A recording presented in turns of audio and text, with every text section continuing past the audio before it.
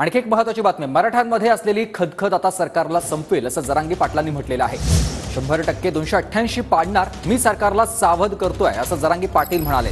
आम्ही निवडून दिलेल्या आमदारांच्या मतांमुळेच विधान परिषदेत तुमचा विजय झालाय असं देखील जरांगे पाटील म्हणाले। जाहीर सांगतो, सरकारला मराठ्यांचा रोष परवडणारा नाही।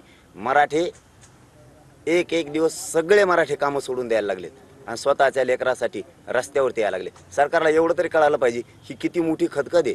ही खदखद आपले पक्ष तर संपील पण सगळ्या उमेदवार सुद्धा संपवून टाकेल। तुमच्या आयुष्यातला पश्चाताप तुमच्यावर येईल अशी वेळ तुम्ही आणू नका। मी सावध करतोय तुम्हाला, आम्हाला हक्काचं द्या। नाविलाजानं जर ढकललं तर तुमचे असतील स्वप्न, आपण आणून निवडून आपण याला फोडू त्याला फोडू, 100% 288 पाडणार। ज्या मराठ्यांनी या 16-17 आमदारांना मतदान केलंय ते आमदार आमच्या मतावर निवडून आलेले। आता त्यांनी ज्यांना मत दिलंय त्याची जबाबदारी महाराष्ट्रात जातीवाद झाला नाही पाहिजे, मराठ्याच्या दारात वचवच करायची नाही। त्यांचा आनंद अवश्य त्यांनी महाराष्ट्रभर व्यक्त करावा, मराठ्यांना त्रास द्यायचा नाही। आणि ज्या मराठ्यांच्या जीवावर आमदार झालेत आणि त्यांच्यामुळे जर मराठ्याला त्रास झाला तर मतदान देणाऱ्या आमदाराचा मराठी कार्यक्रम लावणार म्हणजे लावणार येणाऱ्या निवडणुकीत, कारण मतदान करणाऱ्या सगळ्या मराठ्यांचे नावं आमच्यापर्यंत येणार आहेत।